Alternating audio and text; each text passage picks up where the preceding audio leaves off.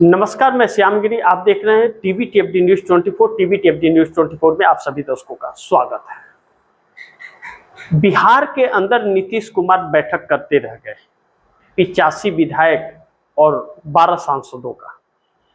चंद्रबाबू नायडू आंध्र में बैठ करके सोचते रह गए 16 सांसदों के साथ। पवन कल्याण आंध्र में बैठ करके सोचते रह गए 2 सांसदों के साथ। और एकनाथ शिंदे महाराष्ट्र में उद्धव को तोड़ने के चक्कर में पड़े रहे और अपने 7 सांसदों को दांव पर लगा बैठे हैं। यानी कि एनडीए के 37 सांसद न घर के हुए न घाट के। इनका न तो जरूरत भाजपा को है और न तो इंडिया गठबंधन को। किसी को जरूरत इनकी अब नहीं है। नीतीश नायडू कांग्रेस के संपर्क में, इंडिया के संपर्क में, इनकी जरूरत इंडिया गठबंधन को अब नहीं रही और ना ही इनकी जरूरत अब मोदी सरकार को रही। तो फिर ऐसे में नीतीश और नायडू को कौन पूछेगा और इनका क्या होगा? अब तो चंद्रबाबू नायडू बार्गेनिंग भी नहीं कर पाएंगे, क्योंकि ममता बनर्जी की टीएमसी के 20 सांसद तो छूमंतर हो गए। स्पीकर ओम बिरला के पास पार्लियामेंट में पहुंच गए और वह त्रिपुरा की एक ना जानने वाली पार्टी एनसीपी के सदस्य बन गए, शामिल हो गए, उसने अपना विलय कर दिया।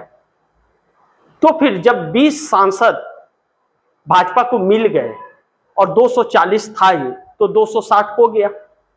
तो फिर 272 का आंकड़ा है, तो 272 का है और 260 हो गए। तो फिर 5 चिराग पासवान के भी हैं, 65 हो गए। 2 देवी गौड़ा के और 2 जयंत चौधरी के और 1 अनुप्रिया पटेल, 5 यह हो गए, 70 हो गए। और भी छोटी पार्टियां हैं जिनके हैं तो 72 को पार कर गए आंकड़े को। जीतन राम मांझी हैं, यानी कि 75-76 हो गए। तो अब जब हो गए तो नीतीश नायडू को कौन पूछेगा?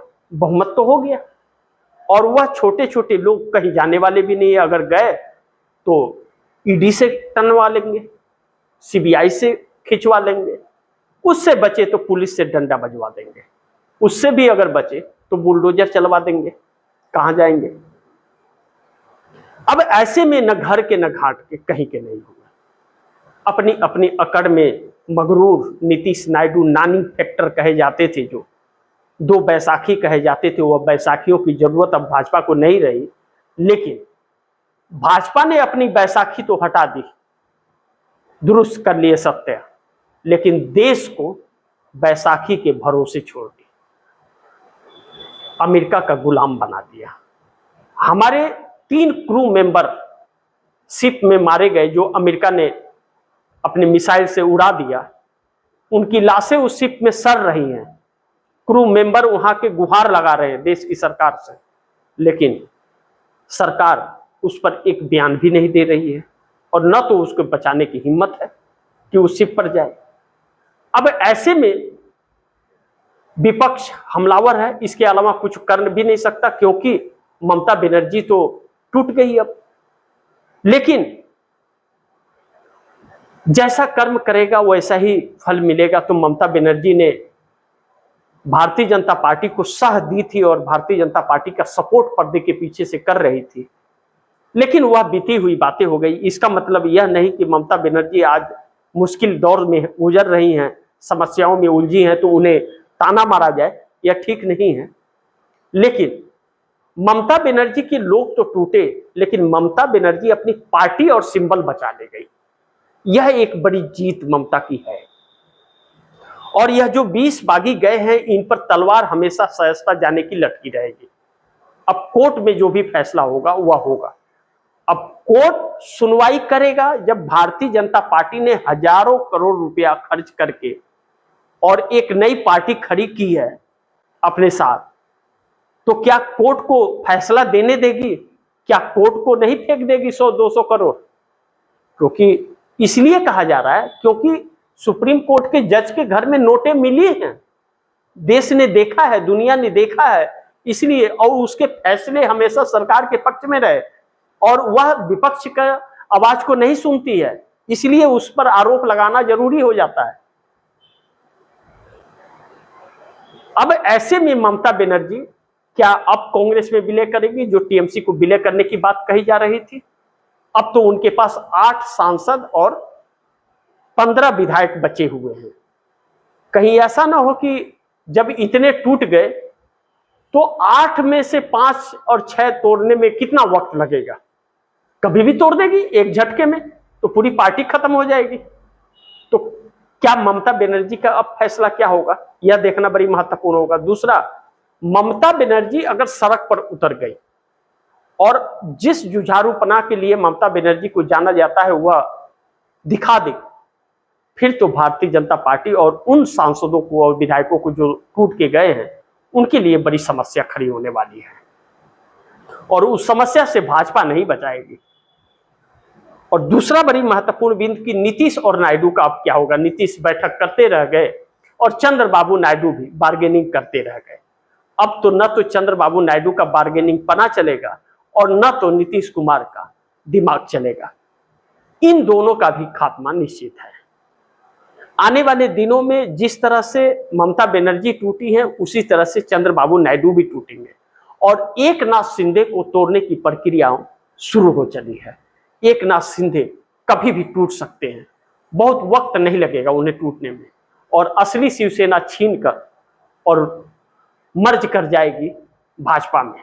शिवसेना का सिंबल भी खत्म हो जाएगा जो बाला साहब ठाकरे का प्रतीक था।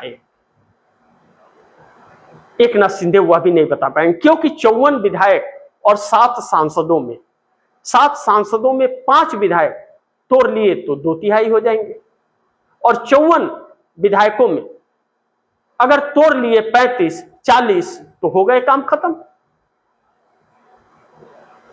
और ऐसा ही होने वाला है एकनाथ शिंदे के साथ, उनकी पार्टी हाथ से निकलने वाली है। अब दूसरा महत्वपूर्ण बिंदु यह है कि चंद्रबाबू नायडू को वैसे भी भाजपा नहीं देगी। अब कोई बजट फजट जो डिमांड है वह नहीं मिलेगा उनको, क्योंकि भाजपा को जरूरत नहीं है। तो जो संकट बना हुआ है भाजपा के साथ पार्टी टूटने का, क्या चंद्रबाबू नायडू अब समर्थन वापस लेकर के अपने आप को सुरक्षित और अपने वोट बैंक को सुरक्षित करेंगे, या फिर मोदी के साथ जुड़े रहेंगे और जो भी बिल मोदी इस देश के खिलाफ लाएंगे वह समर्थन करते रहेंगे। चंद्रबाबू नायडू बड़ी मुश्किल में फंसे हैं, लेकिन अब विपक्ष क्या करेगा? राहुल गांधी ने तो अपना फैसला सुना दिया कि भाई हम सड़क पर जा रहे हैं सरकार के खिलाफ गांधीवादी तरीके से, और हम अब सड़कों पर ही दिखेंगे। लेकिन विपक्ष अभी भी उस राह पर जाता हुआ नहीं दिख रहा है, चाहे अखिलेश यादव हो, जबकि ममता के बाद अखिलेश के ही टूटने के चांसेस ज्यादा हैं, और शरद पवार हो या उद्धव ठाकरे हो या कोई भी सड़क पर दिखने की उम्मीद इन लोगों की नजर नहीं आ रही है। ऐसे में कांग्रेस ने देश का कमान संभाला है और अब जनता के बीच जाकर के, जो पहले से भी जनता के बीच में ही है, कांग्रेस का यूथ कांग्रेस और छात्र संघ NSUI या महिला संगठन सब सड़कों पर है लगातार। फर्क यह है कि गोदी मीडिया दिखाता नहीं और सोशल मीडिया पर वायरल होने दिया जाता नहीं। ऐसे में देश की जनता के मुद्दे गायब हो गए हैं, महंगाई गायब हो गई है, शिक्षा स्वास्थ्य की बातें गायब हो गई हैं, जरूरत की चीजें गायब हो गई हैं।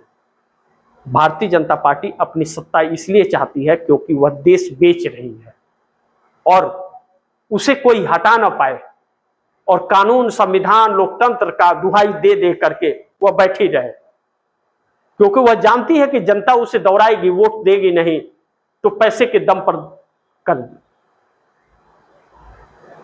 जैसे बड़े बड़े लोगों के बेटे आवारे हैं, पढ़ते नहीं, आवारागर्दी करते हैं, गरीब का बच्चा पढ़ता है, पैसे दे के डिग्री खरीद लेते हैं और पेपर लीक करा करके नौकरी पा जाते हैं। गरीब गरीब ही रहेगा, गरीब और गरीब होगा और अमीर के सर पर सेहरा बजेगा। तो देखते हैं क्या होता है। आप दर्शक क्या सोचते हैं? आप दर्शकों की क्या राय है, क्या सुझाव है, कमेंट बॉक्स में जरूर दीजिएगा। इस खबर को ज्यादा से ज्यादा शेयर कीजिए, अपने दोस्तों को भी कहिए आगे शेयर करें, और आपने टीवी टेप न्यूज़ 24 को सब्सक्राइब नहीं किया, सब्सक्राइब कर लीजिए, अपने दोस्तों को भी कहिएगा सब्सक्राइब करें। मिलते हैं अगली खबर के साथ, तब तक के लिए नमस्कार।